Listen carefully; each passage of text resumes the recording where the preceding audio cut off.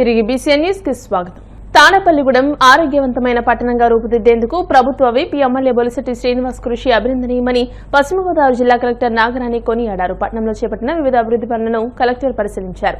నిర్మాణంలో ఉన్న swimming pool, indoor stadium, రైతు బజారు స్థలం, క్రికెట్ స్టేడియం నిర్మాణ స్థలం, వాకింగ్ ట్రాక్, ఆట స్థలం పరిశీలించారు. గతంలో నిలిచిపోయిన పనులు పూర్తి చేయడం అభినందనీయమని అన్నారు. ఈ సందర్భంగా కలెక్టర్ మాట్లాడుతూ గతంలో చేపట్టిన ప్రాజెక్టులను ఎమ్మెల్యే తిరిగి ఇప్పుడు పూర్తి చేయడానికి కృషి చేస్తున్నారని అన్నారు. పట్టణాన్ని స్పోర్ట్స్ హబ్ గా తీర్చిదిద్దారనే ఆకాంక్షకు జిల్లా యంత్రాంగం సహకారం ఎల్లప్పుడూ ఉంటుందని తెలియజేశారు.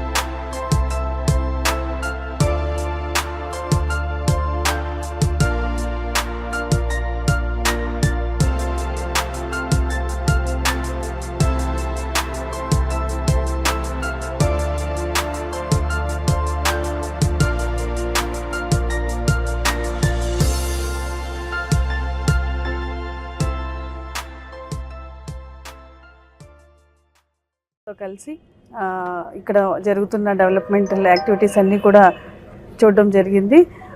ఇది ఇక్కడ ఒక స్పోర్ట్స్ కాంప్లెక్స్, ఇండోర్ స్టేడియం, తర్వాత స్విమ్మింగ్ పూల్ ఒకటి కన్స్ట్రక్షన్కి స్టార్ట్ అయినాయి 10 years బ్యాక్.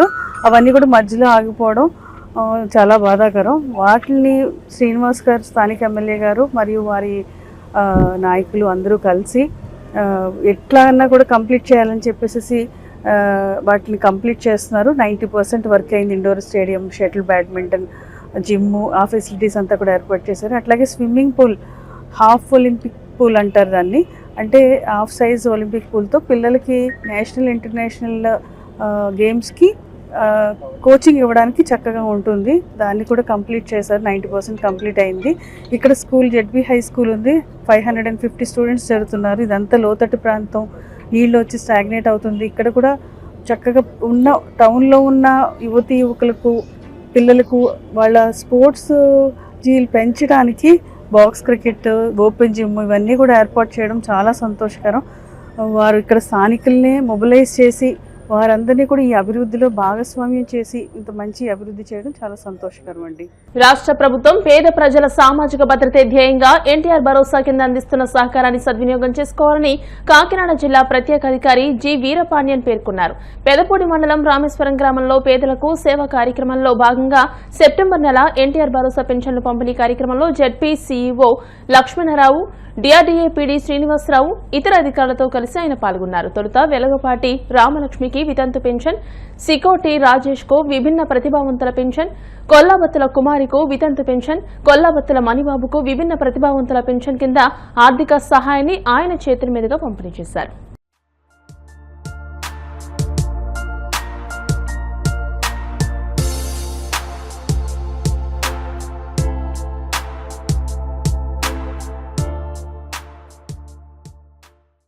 కాకినాడ జిల్లాలో దాదాపు 118 కోట్లు పెన్షన్ జిల్లా వ్యాప్తంగా పంపిణీ చేయడం జరుగుతుంది. దాంట్లో భాగంగా ఈరోజు పెద్దపూడి మండలం రామేశ్వరం గ్రామానికి విజిట్ చేయడం జరిగింది. ఓల్డేజ్ పెన్షన్, డిసేబుల్డ్ పెన్షన్, తర్వాత విడో పెన్షన్ ఇవన్నీ కూడా ఇవ్వడం జరుగుతుంది. ముఖ్యంగా విడో పెన్షన్ అనేది దీనికి ముందు సంవత్సరానికి ఒకసారి లేకపోతే 6 నెలలకు ఒకసారి ఇచ్చేవాళ్ళు. కానీ ఇక్కడి నుంచి భర్త చనిపోయి ఆ సర్టిఫికేట్ ఇచ్చేసి అప్లికేషన్ కూడా ఇమీడియట్గా నెక్స్ట్ మంతే వచ్చే విధంగా ప్రభుత్వం చర్య తీసుకోవడం జరిగింది. ఆ రకంగా చూస్తే ఈరోజు ఈ గ్రామంలో కూడా లాస్ట్ మంత్ నుంచి ఒకరికి పెన్షన్ వస్తుంది. మళ్ళీ కొత్తగా కూడా ఈ విలేజ్లో పెన్షన్ ఈ మంత్ శాంక్షన్ అయింది. ఈ పెన్షన్ దారులందరం కూడా ప్రభుత్వం ఇస్తున్న ఈ సంక్షేమ కార్యక్రమానికి అందరం కూడా ప్రాపర్గా అర్థం చేసుకొని హైదరాబాద్ లో ఆక్రమణలపై కొరడా జులిపిస్తున్న హైడ్రా తరహాలో ఆపరేషన్ స్వర్ణ పేరిట స్వర్ణముఖి ప్రక్షాళన పరిరక్షణకు ముందుకు వెళుతున్నట్టు తిరుపతి తుడా చైర్మన్ డాలర్స్ దివాకర్ రెడ్డి తెలియజేశారు. తుడా కార్యాలయంలో ఆయన మీడియాతో మాట్లాడుతూ 130 కిలోమీటర్ల పొడవున్న స్వర్ణముఖి నదికి ఇరువైపులా వైసీపీ హయాంలో భారీగా భూములు కబ్జా చేసి అమ్మేస్తారని అన్నారు. వంకలు చెరువులను తప్పుడు పత్రాలతో దోచుకున్నారని ధ్వజమెత్తారు. ఈ క్రమంలో నదికి ఇరువైపులా ఉన్న అక్రమ కట్టడాలు ఆక్రమణలు తొలగించడానికి హైడ్రా తరహాలో ప్రత్యేక బృందాన్ని ఏర్పాటు చేస్తున్నామని అన్నారు. స్వర్ణముఖి బఫర్ జోన్లలో స్థలాలు విక్రయించిన వారిపై క్రిమినల్ కేసులు నమోదు చేస్తామని ఆయన స్పష్టం చేశారు. ముఖ్యమంత్రి శ్రీ నారా చంద్రబాబు నాయుడు గారు ఆదేశాల మేరకు మా యువ నాయకుడు నారా లోకేష్ గారు ఆదేశాల మేరకు ఈ రోజు స్వర్ణముఖి రివర్ ని సర్వే చేసి బఫర్ ని ఐడెంటిఫై చేసి చుట్టుపక్కల గత ప్రభుత్వంలో జరిగినటువంటి స్కాములు కావచ్చు, వైసీపీ వాళ్ళు అమ్మేసినటువంటి భూములు కావచ్చు, అవగాహన లేకుండా కామన్ మ్యాన్ ని అమాయకులైనటువంటి ప్రజల్ని మోసం చేసి అమ్మేసేటువంటి భూములన్నింటినీ కూడా ఖచ్చితంగా సర్వే చేసి స్వర్ణముఖిని కానీ ఎవరైతే ఆక్యుపై చేశారో అవన్నీ కూడా మొత్తం డెమాలిష్ చేస్తానని కూడా సీఎం గారు దగ్గరుండి టుడాకే బాధ్యత ఇవ్వటం చాలా హ్యాపీగా ఉంది. ఎందుకంటే వంకల్ని నమ్మటం, వంకల్ని ఆక్యుపై చేయటం చట్టరీత్యా నేరం. ఈ రోజు మీరు చూశారు 2021లో వరద వచ్చినప్పుడు భూబకాసురులు చేసేటువంటి పనికి ఎంతమంది నష్టపోయినారు, ఎన్ని ఇల్లు కూలిపోయారు.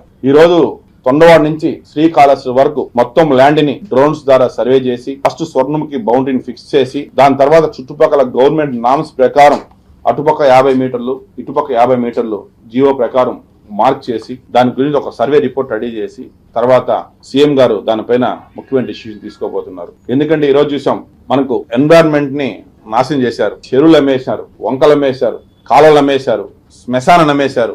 ఏది కూడా పెట్టాలి లాస్ట్ ప్రభుత్వంలో మొత్తం బ్లాక్ మెయిల్ చేశారు, ప్రజల్ని ఆడుకున్నారు. ఒక వంకపోతా ఉంటది, పక్కన పట్టా నెంబర్ ఉంటుంది, ఆ నెంబర్ వేసి దీన్ని రిజిస్ట్రేషన్ చేసేశారు.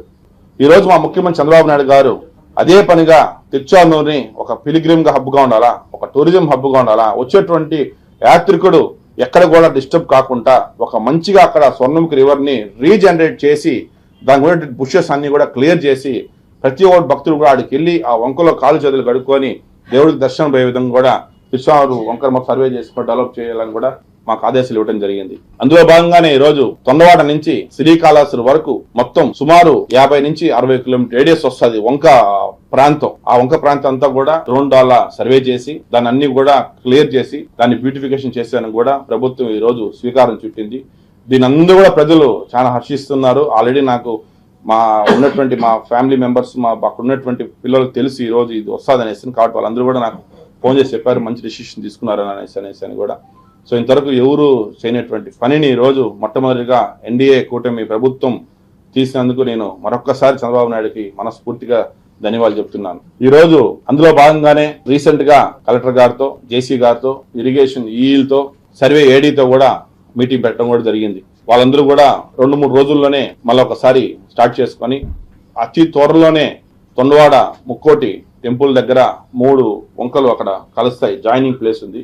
ఆ జాయినింగ్ ప్లేస్ లో భూమి పూజ చేసి అక్కడి నుంచి మొత్తం ప్రణాళిక సిద్ధం చేసి ఎక్కడైతే గత ప్రభుత్వంలో వైసీపీ వాళ్ళు వంకను ఆక్యుపై చేశారో, వంక బఫర్ నమ్మేశారో, ఆడ ఏవైతే కట్టడాలు అన్యాయం కట్టారో ఏది కూడా వదిలే ప్రసక్తి. తెలంగాణ జాగృతి అధ్యక్షురాలు ఎమ్మెల్సీ కవిత సంచలన వ్యాఖ్యలు చేశారు. మాజీ మంత్రి హరీష్ రావు, మాజీ ఎంపీ సంతోష్ తనపై ఎన్నో కుట్రలు చేశారని, అయినప్పటికీ తాను నోరు మెదపలేదని ఆమె ఆవేదన వ్యక్తం చేశారు. హరీష్ రావు, సంతోష్ వెనుక రేవంత్ రెడ్డి ఉన్నారని సంచలన ఆరోపణలు చేశారు. వారి మధ్య లోపాయికారి ఒప్పందం ఉందని ఆమె అన్నారు. అందుకే రేవంత్ రెడ్డి వారిద్దరిని ఏమీ అనడం లేదని అన్నారు. హైదరాబాద్ లో ఏర్పాటు చేసిన మీడియా సమావేశంలో ఆమె మాట్లాడుతూ కాళేశ్వరంలో చిన్న భాగం కుంగితే మొత్తం ప్రాజెక్టు పోయిందని రాద్ధాంతం చేస్తున్నారని ఆగ్రహం వ్యక్తం చేశారు. తన తండ్రి కేసీఆర్ పక్కనున్న కొందరు చేసిన పని వల్లే ఆయనకు చెడ్డ పేరు వచ్చిందని, అందులో 5 ఏళ్ల పాటు ఇరిగేషన్ శాఖ మంత్రిగా ఉన్న హరీష్ రావు పాత్ర లేదా అని ప్రశ్నించారు. సంతోష్, హరీష్ రావు మెగా ఇంజనీరింగ్ వల్లే కేసీఆర్ కు చెడ్డ పేరు వచ్చిందని ఆమె అన్నారు. కొంతమంది కేసీఆర్ గారి పక్కన ఉన్నటువంటి వాళ్ళు కేసీఆర్ గారి పేరు చెప్పుకొని అనేక రకాలుగా లబ్ధి పొంది వారు చేసినటువంటి అనేక చెత్త పనుల వల్ల ఇవాళ కేసీఆర్ గారి పేరు బద్నామయ్యే పరిస్థితి వచ్చింది. అయినా మళ్ళీ వాళ్ళని మోస్తాం, అయినా మళ్ళీ వాళ్ళని ముందుకు తీసుకెళ్తామని అనుకుంటే పార్టీ ఎట్లా ముందటిపోతుంది? ఒక బిడ్డగా నిజంగా నేను బాధపడతాను. ఇవాళ 5 సంవత్సరాలు ఇరిగేషన్ మంత్రిగా చేసినటువంటి హరీష్ రావు గారిది మేజర్ పాత్ర లేదా దీంట్లో? అందుకే కదా కేసీఆర్ గారు వారిని సెకండ్ టర్మ్ లో తప్పించిండ్రు. ఈ మొత్తం కాళేశ్వరం ఎపిసోడ్ లో కేసీఆర్ గారికి మరక అంటిందంటే 2-3 వ్యక్తులు కారణం.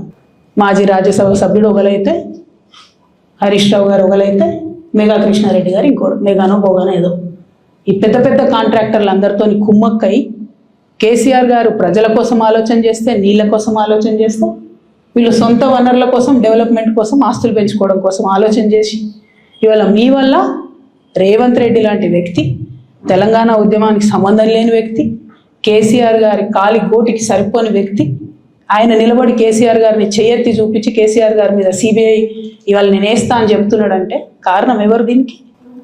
నేను భరించిన ఇదే హరీష్ రావు గారు ఇదే సంతోష్ రావు గారు అనేక కుట్రలు చేసినా కూడా భరించిన. నా మీద ఓపెన్గా మీడియా మిత్రులందరితో రకరకాల మాటలు చెప్తే కూడా నేను భరించిన. నా పర్సనల్ అటాక్కి నేను ఎప్పుడు కూడా వాళ్ళను ఇంతవరకు పేరు పెట్టి పిలవలేదు, మాట్లాడలేదు. ఫస్ట్ టైం చెప్తున్నా. నేను ఎందుకోసం చెప్తున్నా? కేసీఆర్ గారికి ఈ వయసులో సిబిఐ ఎంక్వైరీ ఏందండి? ఎందుకోసం ఆ కర్మ పట్టింది? ఎందుకు భరించాలి? ఇటువంటి వాళ్ళని చూస్తూ ఎందుకోసం ప్రొటెక్ట్ చేసుకోవాలి? బీఆర్ఎస్ పార్టీ తమ్ముల కోపం రావచ్చు, కానీ వాస్తవాలు చేదుగున్నా అప్పుడప్పుడు మాట్లాడుకుంటేనే, మందు తీసుకుంటేనే ఆరోగ్యం మంచిగా అవుతుంది. ఈ మొత్తం బ్యాచ్లన్నిటికీ సోషల్ మీడియా బ్యాచ్లు ఉన్నాయి.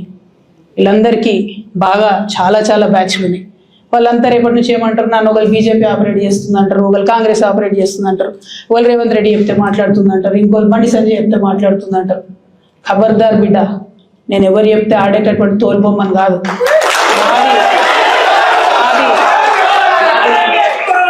నాది కేసీఆర్ బ్లడ్, నాకు తెలంగాణ బ్లడ్. ఇండిపెండెంట్గా నేను అనుకున్న విషయాన్ని చెప్తున్నాను. దానికి పొలిటికల్గా ఇబ్బంది అయినా, కష్టమైనా, నష్టమైనా నేనే భరిస్తాను. కానీ దేవుడు లాంటి మా నాన్నను ఇవాళ సిబిఐ ఎంక్వైరీ చేసిండ్రంటే కడుపు రగులుకపోతా ఉంది ఒక బిడ్డగా. అందుకే చెప్తున్నా, ఇన్ని రోజులు చెప్పలే. ఆ మధ్యలో పోయినసారి నా కొడుకు గ్రాడ్యుయేట్ అయినప్పుడు వచ్చినప్పుడు నేను మా నాన్నకు రాసుకున్న లెటర్ లీక్ చేస్తే కూడా నాకు నరకం చూపిస్తున్నారు. ప్రతిరోజు సోషల్ మీడియాలో ఇష్టం వచ్చినట్టు రాపిస్తున్నారు. ఎప్పుడు వీళ్ళ పేర్లు తీసుకోవాలి, ఇష్టం వచ్చినట్టు ప్రెస్ వాళ్ళకు మాట్లాడుతూ చాలా విషయాలు చెప్తున్నారు. ఎప్పుడు వాళ్ళ పేర్లు తీసుకోవాలి. ఇలా తీసుకుంటున్నా, ఎందుకంటే విషయం నాది కాదు. ఇది తెలంగాణ పరువు ప్రతిష్టకు సంబంధించిన విషయం. ఇలా దేశంలో ఏ మూలకు పోయినా, ఎక్కడికి పోయినా కేసీఆర్ అంటే ఒక మహానాయకుడు, త్యాగం చేసిన నాయకుడు అని చెప్పి మాట్లాడతారు. రేపటి నుంచి ఏం మాట్లాడతారు? సిబిఐ ఎంక్వైరీ చేస్తే ఏం మాట్లాడతారు? కేసీఆర్ అంటే సిబిఐ కేసు అంటారు. మా నాన్న పరువు పోతే నాకా బాధ, మీకా? మీకు పైసలు కావాలి కదా, మీకు పేరుతోనేం పని? ఇంకా కూడా ఈ విషయాలు అర్థం చేసుకోకుండా, ఇంకా కూడా ఇటువంటి వ్యక్తుల్ని దూరం పెట్టుకోకుండా ఉంటే కేసీఆర్ గారి మీద సిబిఐ కేసు వేసేటటువంటి స్థాయికి వచ్చినాక ఏం పార్టీ ఉంటే. వార్తలు ముగించే ముందు ముఖ్యాంశాలు మరోసారి. దమ్ముంటే అసెంబ్లీకి వచ్చి చర్చలో పాల్గొనాలని వైసీపీకి చంద్రబాబు ఓపెన్ ఛాలెంజ్. బాబాయ్ హత్య, కోడికత్తి డ్రామాలపై చర్చకు తాను సిద్ధమన్న సీఎం.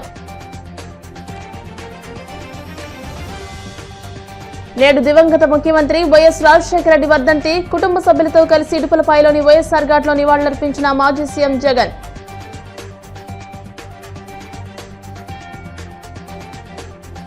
వాడపల్లి వెంకన్నాలయంలో ప్రత్యేక పూజలు, మంగళ వాయిద్యాలను మా శ్రీ స్వామి అమ్మవార్లకు మేల్కొల్పు సేవ, ఐశ్వర్యలక్ష్మి హోమం.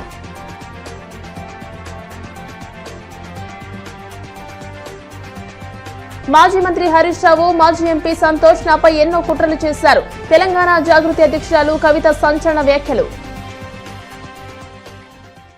ఈ వార్తలు ఇంతటితో సమాప్తం. మరిన్ని వార్తల కోసం BCN digital YouTube channel, Facebook page ని ఫాలో అవ్వండి. అప్డేటెడ్ వార్తల కోసం ప్లీజ్ సబ్స్క్రైబ్.